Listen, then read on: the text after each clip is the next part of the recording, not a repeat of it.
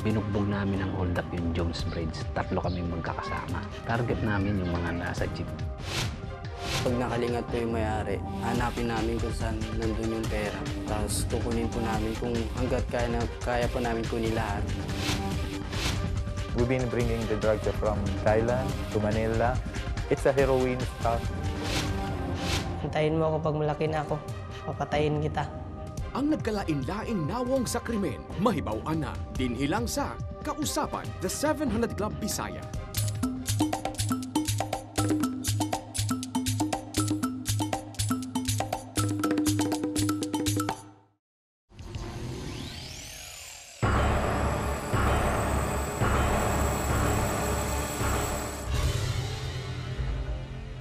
Dahil sa pagkakapaslang niya sa 3 tao, hinatulan ng 2 beses na bitay si Tata Abel.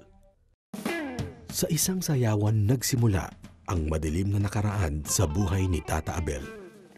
Mayroon siyang tao po na parang hindi ko nagustuhan ang kanyang kilos. Suyal ako dahil sa ganda nga ng kanyang turbinayos at saka yung mahusay ho magbugil. Pinapalakpakan siya ng mga tao. Inis at inggit ang nag-udyok sa kanya upang saksakin ito. Nakulong si Abel sa Samar at dinala siya sa pambansang piitan upang bunuin ang 9 na taong pagkabilanggo.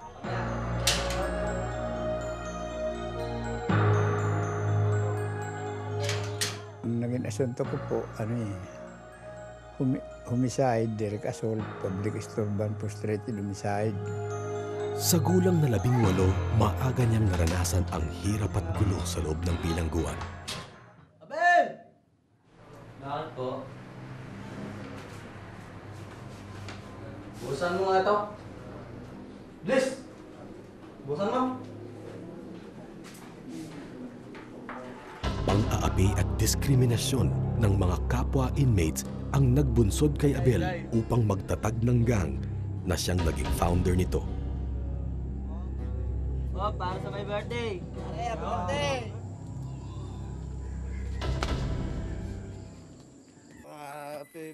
Taong 1953 nang muli na namang pumatay si Abel. Ito'y matapos mainis sa isang preso. Nung sabi ko, kakasama dito Bartolina. Sabi ng tao, bakit ano nga ba kung nawawalang aso? Kako hindi, gusto ko lang kako makita ang Bartolina. Pag sabi ng batang iwag, sinaksa ko. Patay yung tao. Nung mamatay yung tao, pinasok ako sa Bartolina. 32 taon naman ang naging hatol sa panibago niyang kaso. Makalipas lamang ang ilang buwan, nakatanggap si Abel ng sulat mula sa probinsya. Yun ang nagtulak sa kanya upang pumuga sa bilangguan. Ito'y upang paghigantihan ang nagtatangkang humalay sa kanyang kapatid. Pagdating ko ng Samar, alas 2 ng gabi pa lang, pinanik ko yung bahay na magre-rep ng kapatid ko. Pinatay ko yung 2 mag-ama. Sa pagkakataong ito, sintensyang bitay ang naging hatol sa kanya sa Borongan, Samar. Muling ibinalik si Abel sa munti. Sa pagkakataong ito, nakapatay na naman siya ng 2 inmates dahil sa riot. Sa loob ng presong dapat na magdala ng pagbabago, lalo lamang siyang lumalala. Walang takot pumatay si Abel. Siya'y tinaguriang tirador ng munti. Pero inabot din po ako ng malas dahil inabot ako ng mga gwardya. Pinagpapalo ako itong mga butas ng ulo ko. Pinagpapalo ako ng mga gwardya. Inakala ng mga gwardya na patay na si Abel dahil sa sobrang gulpi at palo na inabot nito. Dahil nung mga alas 3, umulan. Nagsigawan mga tao. Sabi niya, may buhay pa rito, may buhay pa rito. Ngayon ko na napag-isipan na talagang mahal din ako ng Diyos at may plano ng Diyos sa buhay ko. Sa bilangguang kanyang kinamulatan, nakilala ni Tata Abel ang nagpabago sa kanyang magulong buhay. Aksidenteng napadako si Tata Abel sa simbahang malapit sa pinangyarihan ng riot. Sa pangangaral ng isang pastora, unti-unting ipinaunawa sa kanya ang katotohanan ng lahat ng kanyang nagawa. Hinga ko ng kapatawaran sa kanila. Yun po ang una ko pagkakilala sa Diyos. Mula nooy isinuko na ni Tata Abel ang kanyang buhay sa Panginoon. Ang sabi ng Biblia, napapahamak ang bayan dahil sa kakulangan ng kaalaman. Mangmang po ako sa larangan ng pag-eskwela. Higit ako sa mangmang salita ng Diyos. Hindi ko alam yung sinasabi nung ibigin mo ang iyong kapwa tulad ng pag-ibig ng iyong sarili. Kung alam ko na ho yun, ay hindi ko napapatay yung tao. Nung araw, totoo yun. Pag pinapatay ko, natutuwa ako. Pero ngayon, pag nakakita ko nahirapan yung tao, mababaw ang aking luha.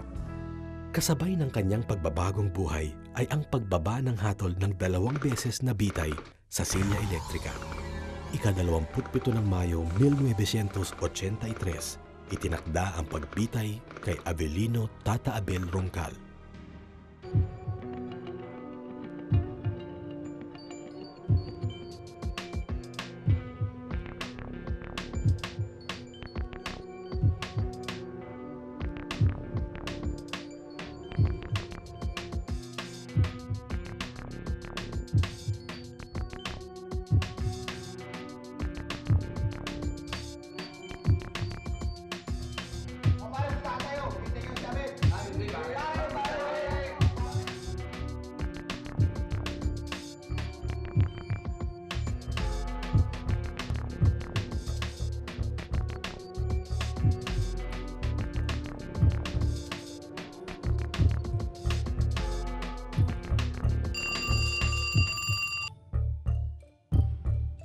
Opo.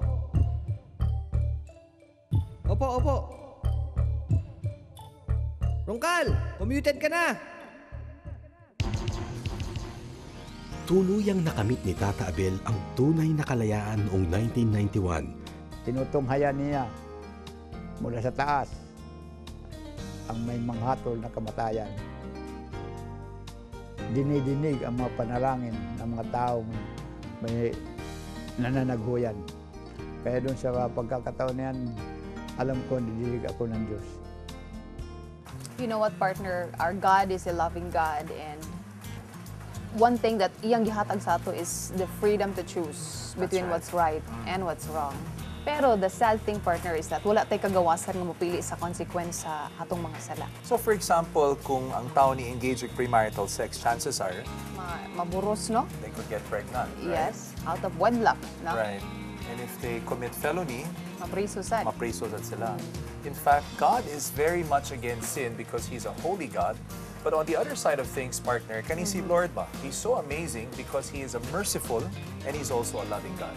Kalapasan, Sala, krimen. kasaypanan. In this episode, we will talk about the intense world of crimes and sin.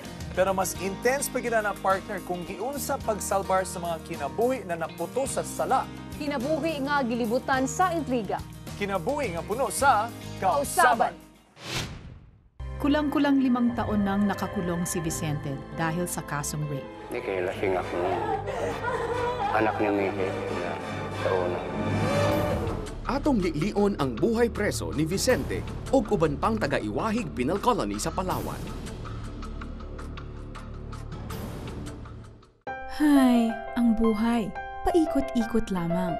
Minsan sa itaas, minsan sa ibaba. Minsan o madalas, walang-wala talaga. Buti na lang, may kaibigang makakausap. Kahit malayo ka man, pwede mo kaming tawagan.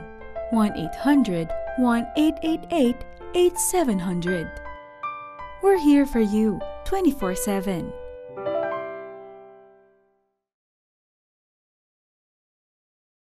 Maayong balita, open na ang among counseling center sa Jansan. Ang atong mga Visayan counselors andam nang moalagad og mga muyo kaninyo. Tawag na sa numero 083-552-1356, 083-552-1358. O mag-text sa among smart number 0947-606-8060, globe number 0915-225-3234, 0923-454-1662. Prayer request man kini o praise report, andam permi maminaw kaninyo. Busa, tawag na!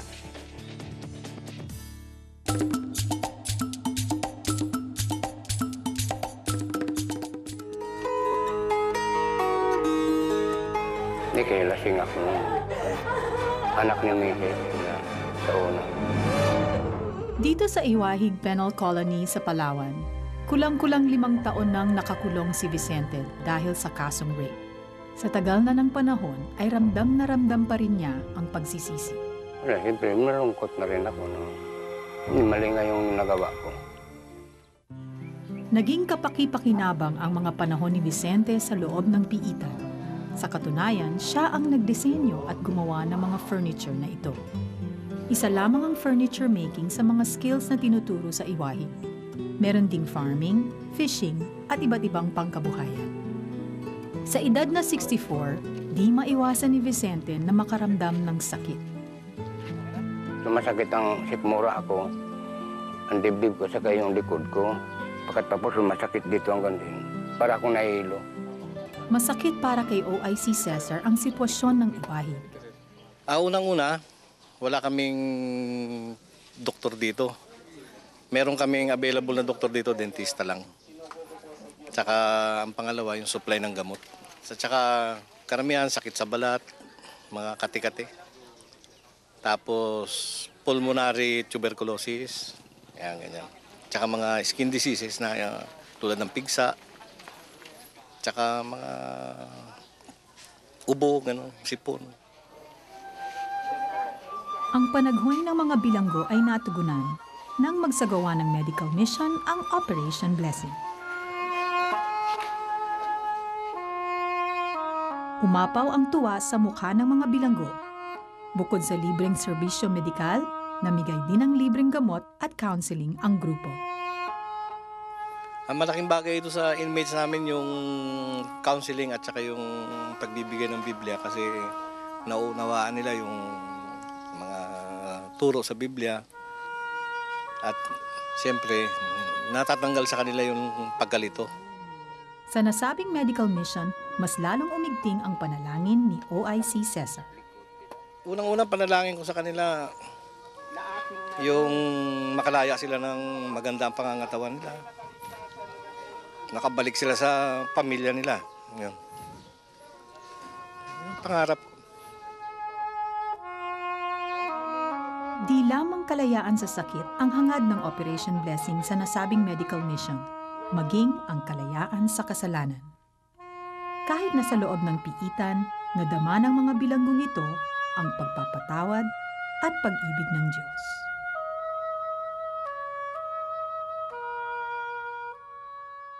You know what, partner, even if kaning mga tawhanan ang serve no sa prisuhan tungkol sa ilang mga sala.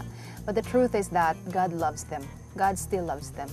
Remember the time, partner, katong na si Jesus sa cross niya, doon ay duha ka criminal sa iyang tapad. Diba, ang usa kay iyang gi-forgive, join me in paradise. Ingana ka merciful, ingana ka maluluyon, ug ingana ka maayong atong Ginoo. Yes, so our attitude should be the same as Jesus, no? Nga nakakita siya sa sinner, but his heart goes out to them. So I think it's this inana sa gapon, no? Inana sa dapat Yes. atong buhaton aning atong mga igsuon nga na preso karon. That's right. Doon na tayo Operation Blessing also in that part of the country. Niadto sila sa mga prisohan aron mutabang sa mga inmates, muhatag sila medical attention, medical care, o niya pwede sad mo mutabang sa Operation Blessing. Because even if a person has become a sinner, God's mercy and God's love extends to them. So if ganahan mo nga mahimong parte sa Operation Blessing, ganahan mo motabang, all you have to do is call the numbers that's flashed on your screen right now. Og sa atong mga suking tigpananaw, you actually have a chance to win one of these exclusive 700 Club Bibles. Tanawan lang palihog ang mga detalye sa ato ang contest proper. Life imprisonment, illegal drug trafficking. Atong tan-awon ang colorful nga kinabuhi ni Ahmad Al-Masri. Shabu, marijuana, ug uban pa. We've been bringing the drugs from Thailand to Manila. It's a heroin stuff. Lantawon nato ang kinabuhi kung asa bida ang droga. Hapit na. Pwede na ninyong ipadala ang inyong mga donasyon o membership contribution sa 700 Club Asia pinaagi sa M. Luwilier kwarta padala at tulang sa pinakaduol nga M. Luwilier branch sa inyong lugar. Mag-fill out lang og customer information sheet ug isulat kini, amount o kantidad sa imong donasyon, sender's name o ngalan sa nagpadala, complete address, contact numbers, purpose of transaction, Example, pledge. Receiver's name, 700 Club. Dugang nga mensahe ug ang imong pirma o signature. Ayaw kalimting isulat ang imong kompletong address ug contact numbers aron among ipadala ang resibo sa imong donasyon. Ihatag sa counter ang imong form kauban ang donasyon ug huwata ang kopya sa imong transaction. Sayon og dali lang dili ba? Libre pa ang pagpadala sa imong donasyon. Mao nang pag-donate na.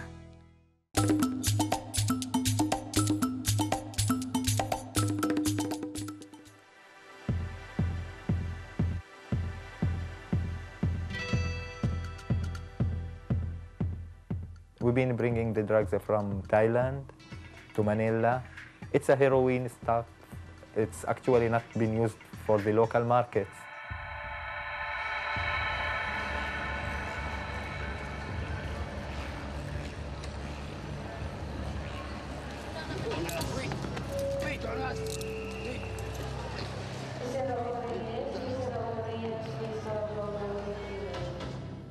Dumating ang Arabong si Ahmad sa Pilipinas noong 1985.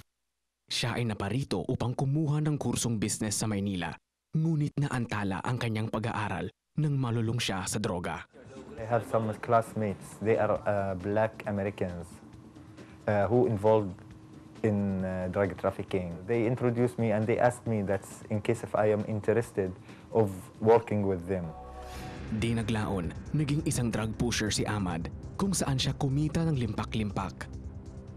Upang makapasa sa kolehiyo, sinuhulan niya ang kanyang mga propesor. Si Ahmad ay nakasuhan ng drug trafficking at nahatulan ng habang buhay na pagkabilanggo. Siya'y kinulong sa Muntinlupa kung saan siya sumali sa isang gang. Nakulong din siya sa Iwahig Penal Colony at dooy nagkasakit ng malaria.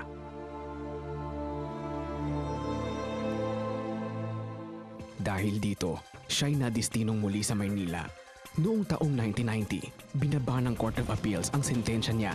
Pinalaya siya pagkatapos lang ng 3 taon. Nang makalaya, balik na naman siya sa dating gawi. Ngunit sa pagkakataong ito, nahuli siya sa isang buy-bust operation. Ang dalawa niyang kasamahan ay nabaril at napatay. Nakatakas man si Ahmad, pinayuhan siya ng kanyang kasintahang Pilipina na sumuko sa mga otoridad. They put my name in the order of battle. So she told me, Ahmad, maybe they will shoot you, so better you surrender. I surrendered during that time in the detention center. There is some 4 guys, policemen, they came. They tried to bring me outside of the cell. I resist because I know that they are going to do something with me. I resist, so I fought back. One of them, he was drunk. They tried to bring me out. I fight back. One of them, he got a bottle of beer. He have it in his hand. He break it and he hit me straight in my eye, and they escape. Sinagip siya ng isang pulis. In the next day, while I am in the hospital, the same 4 guys, they came, they tried to finish me up in the hospital. But the doctora, she drive them away.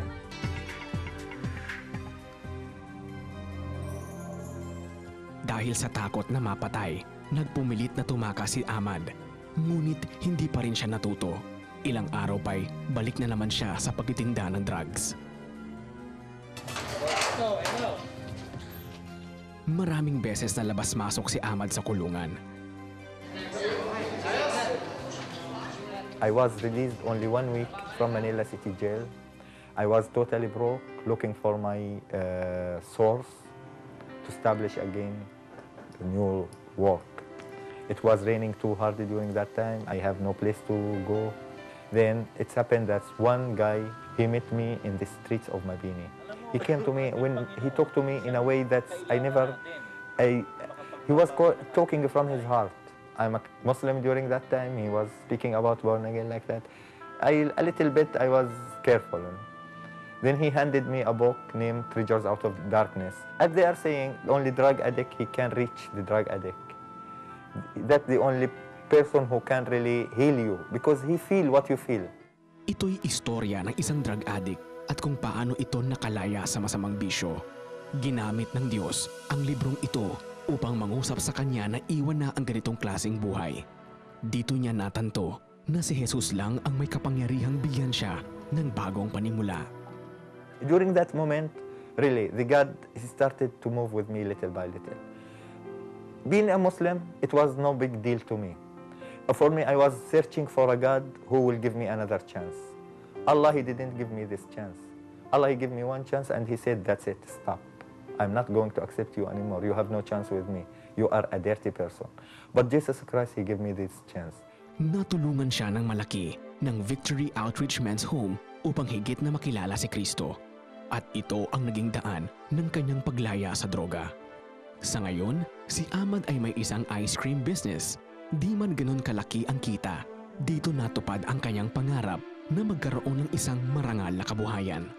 I earned 100 pieces and it was the first, really, honestly, the first legal money I get it in my age. Even though before I was getting thousands of dollars. But I feel too much happy because I feel that it's coming from my sweet, not from selling drugs, not from selling poison to people. It's 7 years I spent in jails. From maximum security to the minimum security, they never changed my life. They've been not able even to let me think of God. Jesus, He was able to change my life within less than 6 months. Abused, addicted, abandoned. Hintayin mo ako pag malaki na ako. Papatayin kita. Nawalan yung takot sa puso ko. Kasing tigas ng bato, ginagawa ko na araw-araw. Kini ang kaagi sa mga rugby boy sa Agdao, Davao. Mga igala namong Bisaya, narito na ang kausaban na 700 Club Bisaya. Kita na pong mga Bisaya karon ang bida. Mapapanood tuwing Sabado sa Cebu, Dumaguete, Iloilo, Bacolod, Davao, Tagum, General Santos at Zamboanga. Tutok na and be inspired every week dahil posible ang kausaban.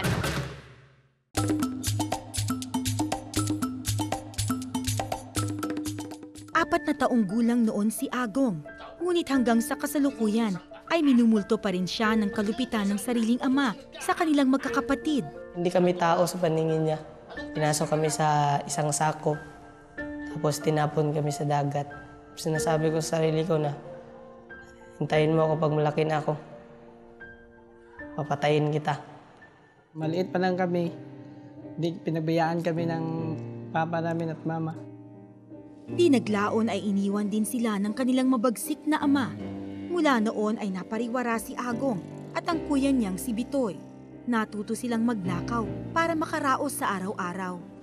Kasama ang mga ibang istambay ng Agdao Market sa Davao, binuo nila ang Samahang Rugby Boys o SRB. Kasali din sa grupo ang matalik nilang kaibigang si John Boy at ang kuya nitong si Dodong. Iisa ang kwento ng kanilang buhay. Inabandona ng mga magulang, nagnanakaw para makakain, sumisinghot ng rugby para maibsan ang dinaranas ng mga paghihirap. Manhid, hindi mo naramdaman yung gutom kasi palagi kang busog eh. Feeling mo ikaw na yung siga. Kinabuhan talaga ako, baka mahuli ako. Tapos pag nakuha ko na yun, nawalan yung takot sa puso ko. Wala na. Kasing tigas ng bato, ginagawa ko na araw-araw. Mga magkano ng pera mo sa isang araw?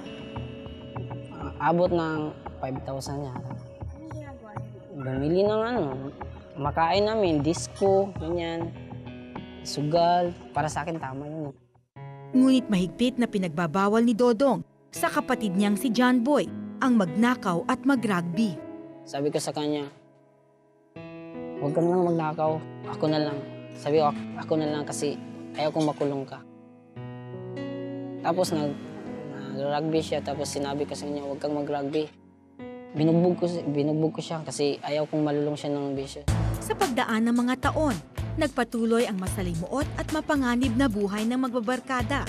Hanggang sa isang araw ay nasumpungan ni na John Boy at Agong ang Bible study para sa mga batang lansangan ng Vineyard Christian Fellowship Davao, doon mismo sa palengke ng Agdao. Dito'y naranasan ni John Boy ang kakaibang kasiyahan kung kaya't hinikayat niya si Dodong na sumali sa fellowship. Sabi niya, Tul, simba ka dun, sama ka sa amin. Sama ko sa nila kasi iwasan ko nang magnakaw eh. Wala kayong mapapala sa pagnanakaw. Sabi sa sarili ko, oo nga, no, tama kayo. Kasi wala rin naman ako mapapala doon kundi makukulong lang ako. Yun, nag-decide ako sa sarili kong na bagong buhay.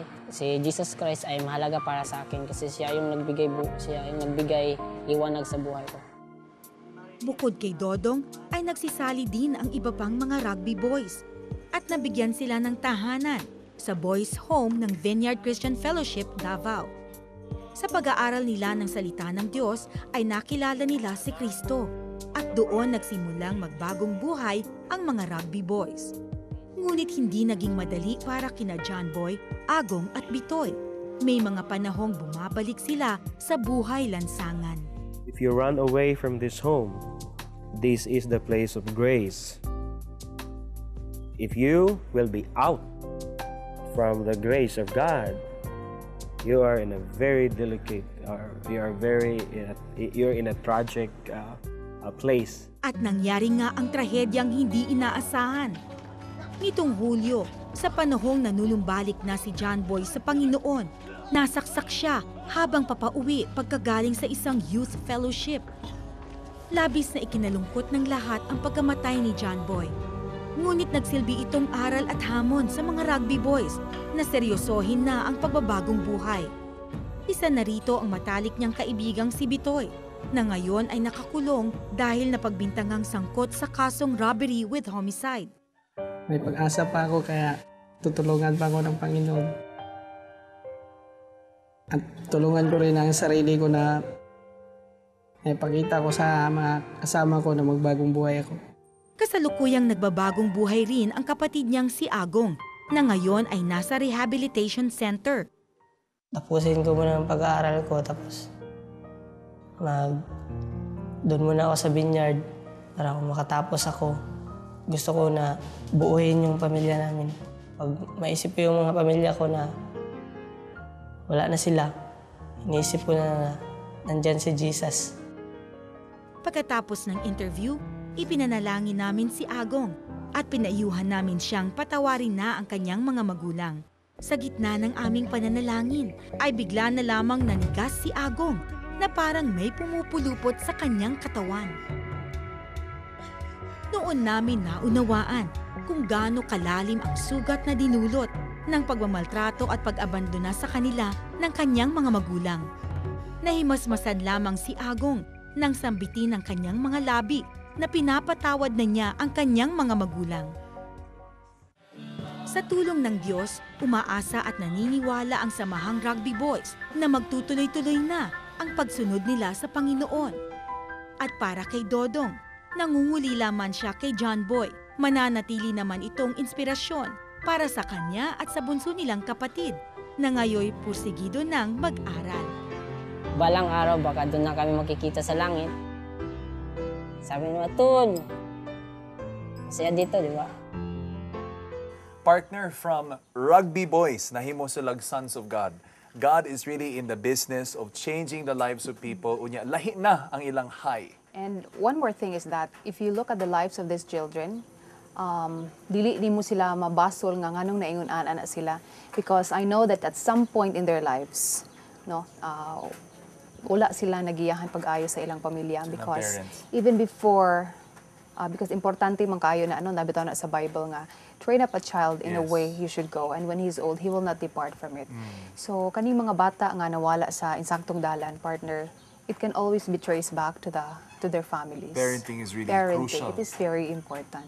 So right now, we would just like to pray for families, for people, especially sa mga kababayan aning Agom nga taga Davao. We would like to pray for you, but kaning among pag-ampo goes out to all parents out there, to all families. So will you please join us as we pray for you? Father God, in the name of Jesus, daghan kayong salamat, Lord, because your love is so amazing. Your love is so abundant, Lord. And we can freely come to you, God, in confidence, because you look at us, Lord, and you just love us so much. Father God, akong i-offer sa imo, Lord, I pray for the parents, for the family members nga nananaw sa among show karong panahona. Lord, you know the cries of their heart. Probably some of them, Lord, are nakasilay problema sa ilang mga anak. the parents, Lord, are struggling. There are parents right now watching us nga nag-struggle. And God is telling you today that it is not too late. Just surrender your life to Jesus and He will guide you into kung unsaon nimo pagiyang imong mga pamilya. Father God, we just want to pray right now for the youth, sa mga batanon, Lord, nga nananawan, and they're totally lost. And then they're asking if doon na pa ba sila future? Is it still possible nga mausab sila? You're telling them today that yes, change is possible. And for the parents, Lord God, I pray nga ilaning ma-realize, oh God, kung unsa ka importante ang paggiya sa mga anak, Lord, guided by the principles of your word. So in the name of Jesus, I speak blessing, I speak healing, Lord, in the lives of this family, oh God. I speak wholeness, Lord, in the lives of these families. And we just want to thank you, God. We just want to claim, Lord, that this nation will be transformed, that this nation, Lord, will be transformed through the families. Lord, we lift up to you, Lord God, ang mga batanon na gatanawan ng programa, Lord God, that somehow kaning message, Lord, will touch their hearts and will spark a transformation in their lives, Lord. Thank you, Lord God, for united homes and united families, for a united nation. Salamat, Lord God, sa tanan. In the mighty name of Jesus, we pray. Amen and amen. Amen. More of Kausaban when we come back. Kung nidungan kamo sa among pag-ampo og inyong gidawat si Jesus na Ginoo og manunubos sa inyong kinabuhi, balitai kami. Mag-text oo space Kausaban ug isend sa among smart number 0947-606-8060, Globe number 0915-225-3234 ug sa Sun number 0923-428-2915. Nangawat, nakadunggab, nakapusil. Kini lang ang pipila ka krimen ni Jojo Shock, ang tibuok niyang revelasyon. Musunod na.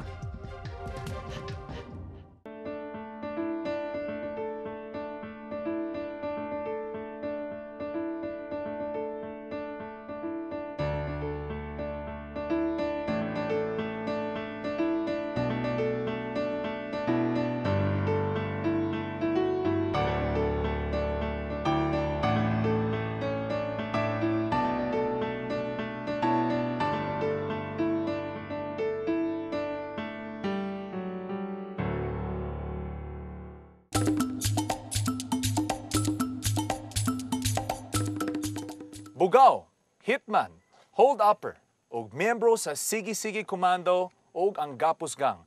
Atong saksihan ang mga lalom ug mangit-ngit nga kinabuhi sa usa ka first-rate criminal.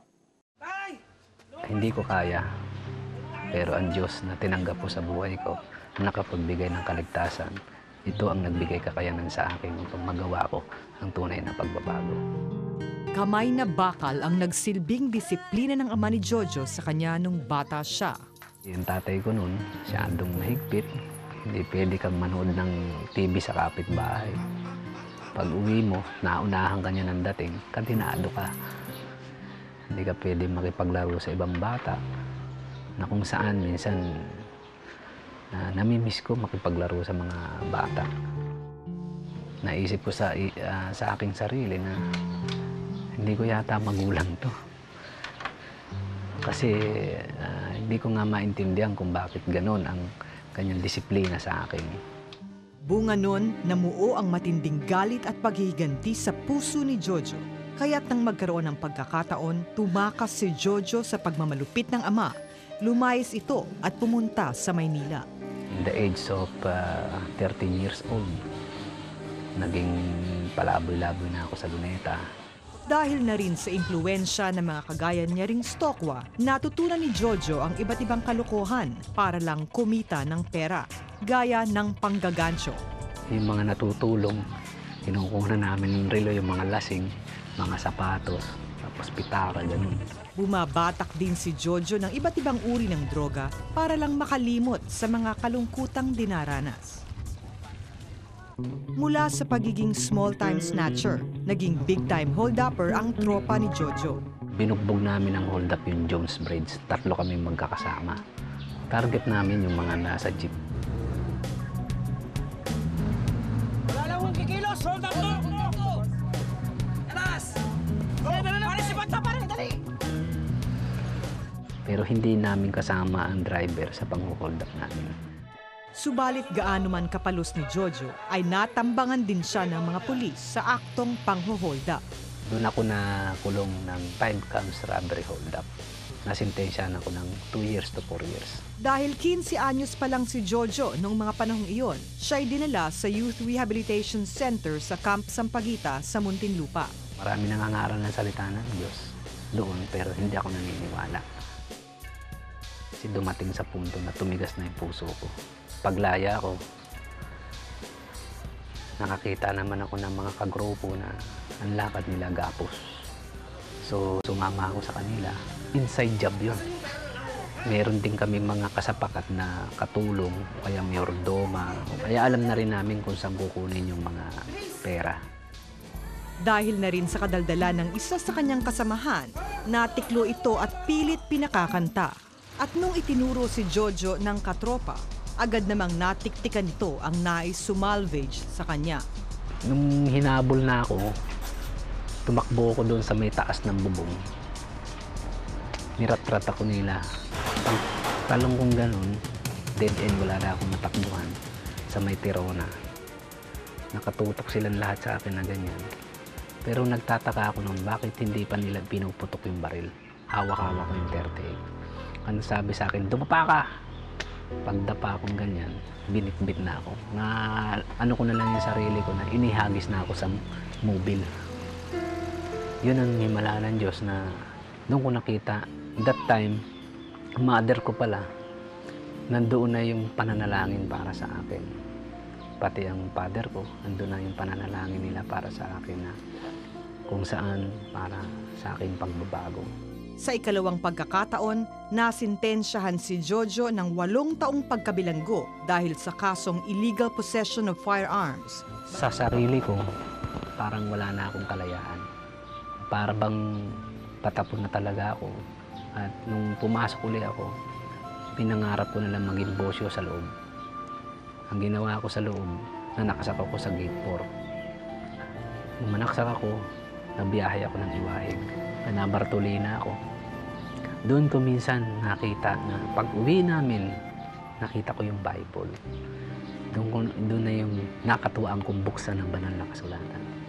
At doon sa Jeremiah 1:4-10, yung 4 ang nakapagbigay sa akin ng parang inspirasyon na sinabi ganoon, sa tiyan ng ina mo, kilala na kita, tinawag na kita.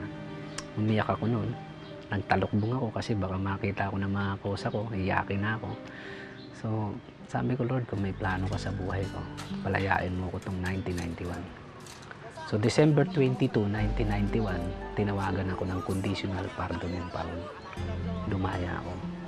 At doon ko nakita kung paano gumalaw ang Diyos. Paglaya ko, sabi ko, magbabago na ako, magpapakabait na ako. Pero, dumating sa punto na nakita ko na naman yung mga kakosa ko, nakita ko na naman tropa ko. Hanggang sa hinawakan ko ang fraternity ng WKC sa Sapang Palay, Bulacan. Yung pinakahumahawak ng drugs doon na politician, may pinapatay siya sa akin 2. At doon, lahat ng gulang, pinairal ko na. Hindi ako matapang, hindi ako siga, pero kaya kong utusan yung siga. So, dumating sa punto na minsan nagiinuman kami, yung katropa ko, mayroong isang parating. Naka-close neck siya, nakapantalon siya. Sabi ko, ayos yung forma mo ah. Sabi ko, mang-hold up ka lang, may dala ka pang Bible. Sabi niya sa akin, Jo, alam mo, ang buhay natin parang basura lang. Pero mayroong isang magbabasura sa buhay natin. Yun ang ating Panginoong Hesus. Sabi ko, malabo na siguro ako magbago. Talamak na ako sa bisyo, sabi ko.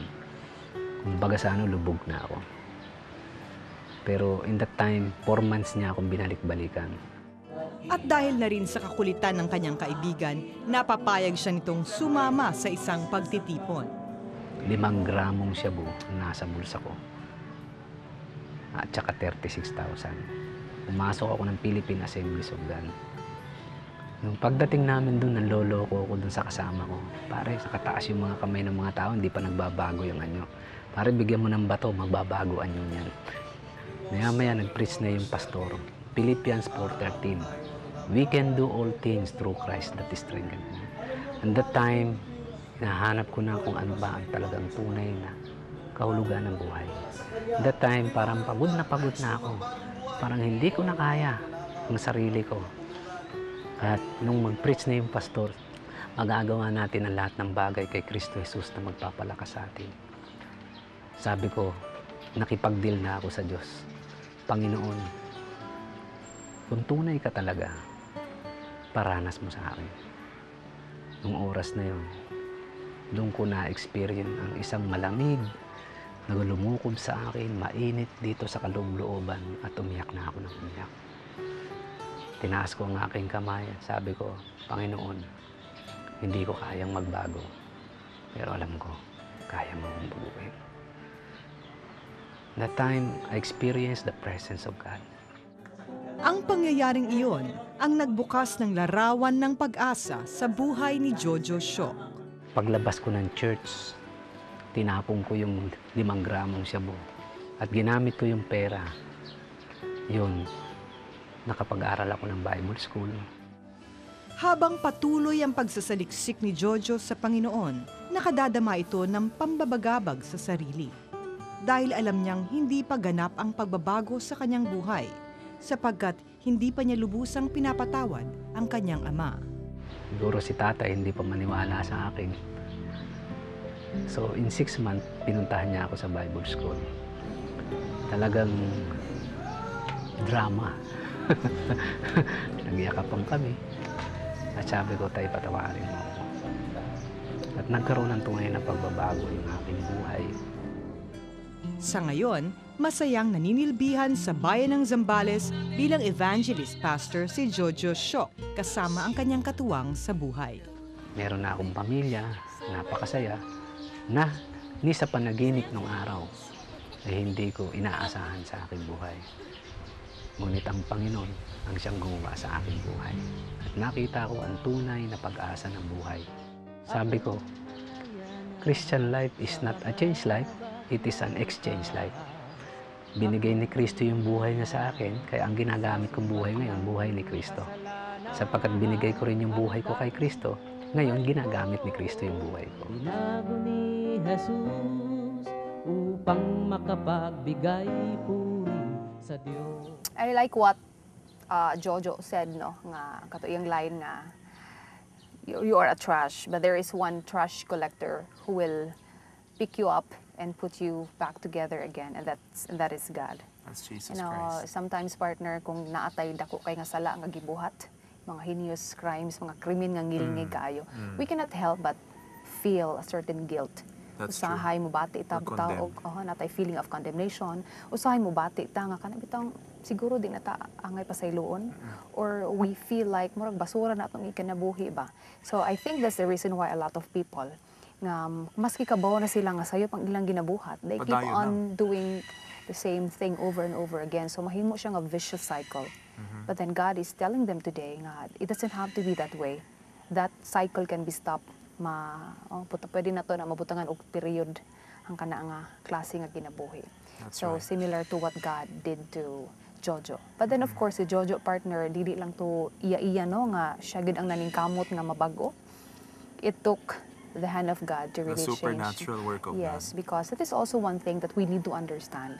Nga we might want to change, but it is only God can really change people's lives. At the same time, speaking about change, the Bible tells us, partner, if anyone is in Christ, he is a new creation. The old has gone and a new has come. We know na daghan kitag mga televiewers karon, partner, na gatanaw ani, and I'm sure a lot of them are looking to themselves and they're saying, grabe ang akong kinabuhi. It's such a piece of garbage. But God can turn you into a new creation. God can wipe away your past and give you a fresh beginning. He can give you a clean slate. and He can make you whiter than snow. There is a verse in the Bible also, partner. It's in the book of Isaiah. God said na, even if your soul is as red as scarlet, Right. meaning maski unsa ka kahugaw, maski unsa ka guba ang kinabuhi, Jesus can wash it as white as snow. You know, a lot of our televiewers right now, partner, are probably letting this message sink into their hearts. Base na yung mga tao din ha na di bitaw sila kriminal pareha ni Jojo, pero feeling nila tungod sa ilang mga sala, muna na sad sila kriminal. And so at this point in time, we would like to take this opportunity to lead you in a prayer of repentance to receive Jesus Christ as Lord and Savior. If you want the same thing that Jojo had experienced, that life-changing encounter with Jesus, I believe that this is your God-ordained moment. If you'd like to join us in prayer, you're more than welcome. Let's just bow our heads and close our eyes. And kinasing-kasing ni nato isulti sa iyaha, Amahan, nagpaduol ko nimo karong adlawa, aron mangayo og pasaylo sa tanan na mga sala na akong gibuhat sa imuha, Lord. Lord, na-discover na ako, na-realize yun na ako, Lord God, na kanang tanan akong gipambuhat kay tungod ngay layo kay ko sa imuha. And today, Lord God, gidawat ka as my Lord and my Savior.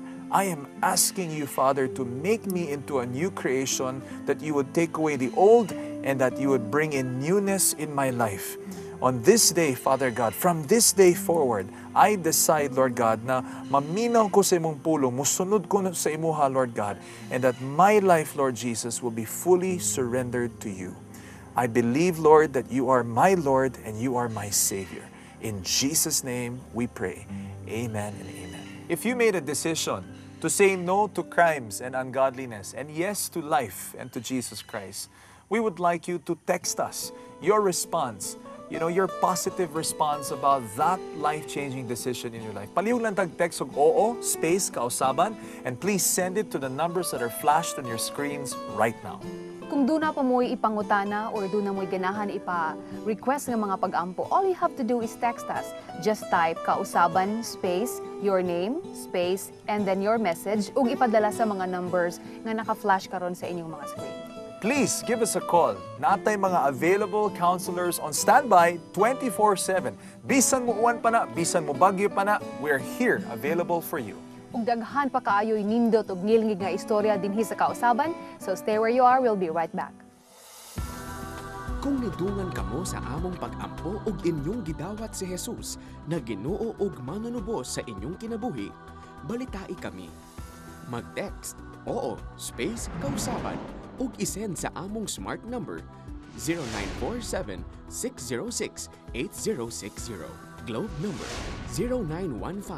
0915-225-3234 ug sa Sun number 0923-428-2915. Matag minuto, daghanang nangahitabo. May mga nawat-an ug paghilom, naay mga nagsakit, mga naputos sa utang, mga samdamog kasing-kasing. Ang uban nahintupawak sa kadautan ug daghanang nanginahanglan og kastorya. Bisan unsa pa ang panghitabo sa imong kinabuhi, ania ang 700 Club Counseling Center. Andam na maminaw kada minuto sa imong kinabuhi. Tawag na sa 1-800-1888-8700 toll-free. We're here 24/7. Nagra-rugby na ako nung ako'y 7 taong gulang. Napasama ako sa akyat bahay sa edad na 9 at natutong magnakaw hanggang ako'y mag-12 taon. Kan kinsa maning maharuson nga kaagi, ang tubag mahibaw-an na.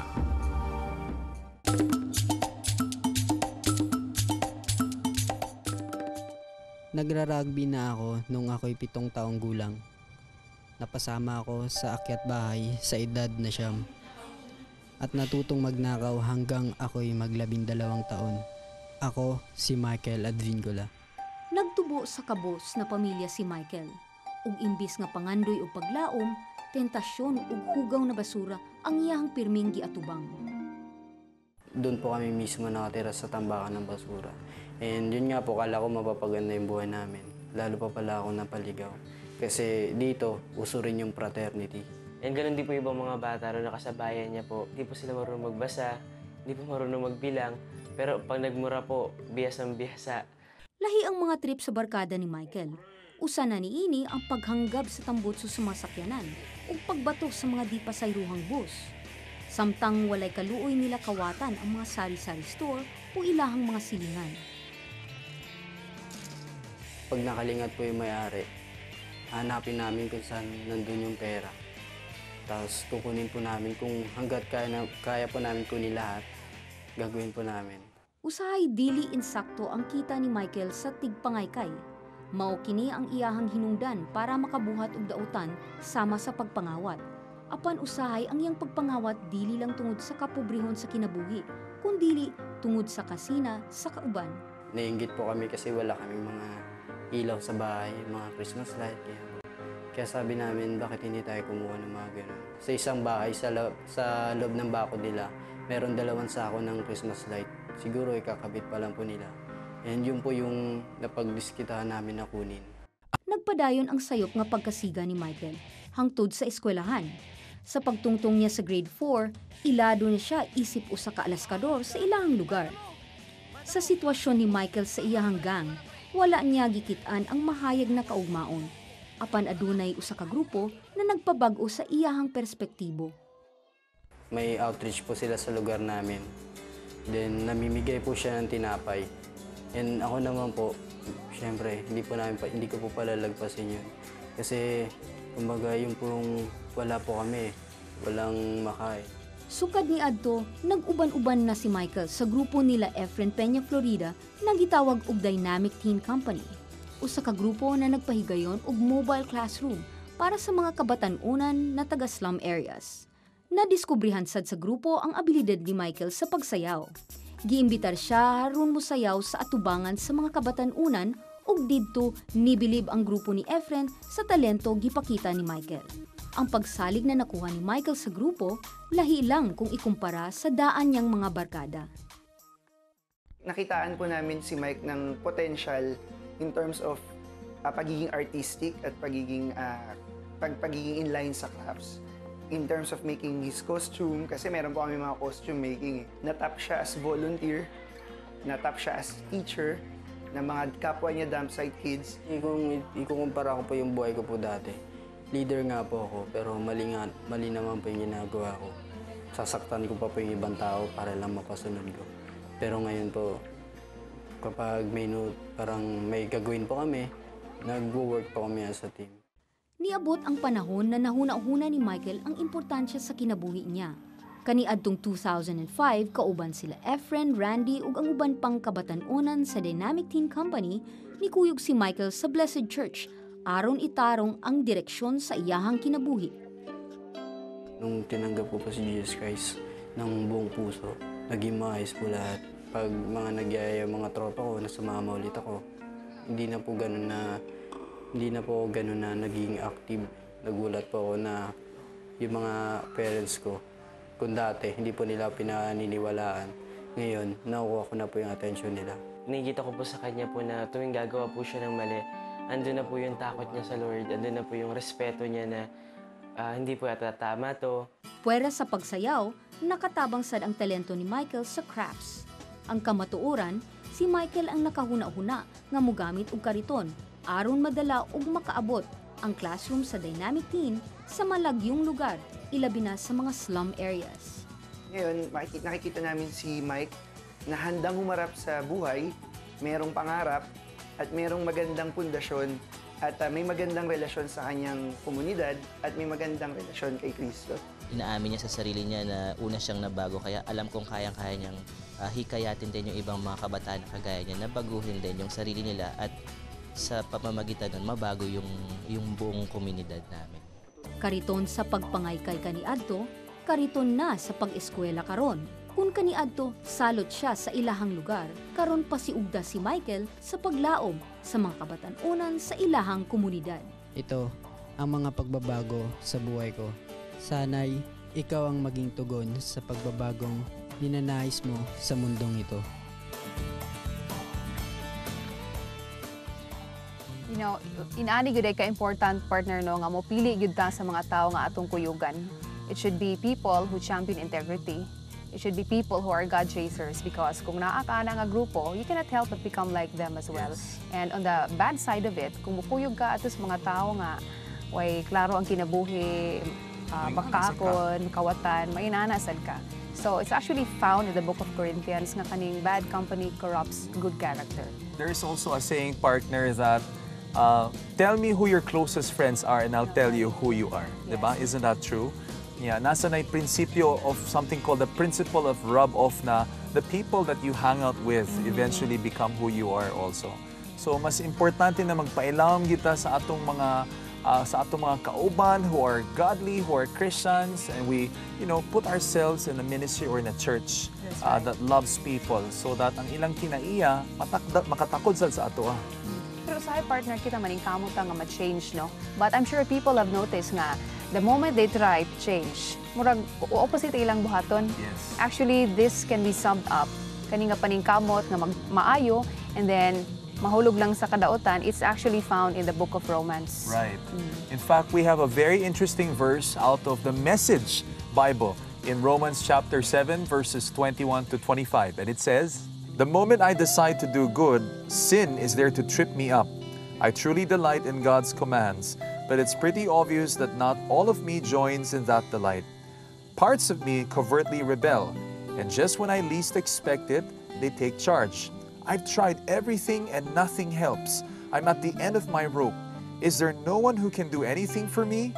Isn't that the real question? The answer, thank God, is that Jesus Christ can and does." Ug sa atong pinulungan nga Bisaya, tungod niini nakita ko kiniingon nga usa ka balaod nga sa dihang buot kunang buhaton ang maayo, ang daotan duol kanako. Alaot ako nga tao. Kinsay mo pagawas kanako ugi kaniining lawasa nga iya sa kamatayon. Salamat sa Dios pinaagi kang Hesukristo nga atong Ginoo. And that ends our show. This is Ivy Liana. Ug kini si Adrian Ding saying, an honest life can be an exciting life. Ug ang kinabuhi nga puno sa kausaban, puno sa posibilidad. See you next week. Bye everyone. Mga igala namong Bisaya, narito na ang Kausaban na 700 Club Bisaya. Kita na pong mga Bisaya karon ang bida. Mapapanood tuwing Sabado sa Cebu, Dumaguete, Iloilo, Bacolod, Davao, Tagum,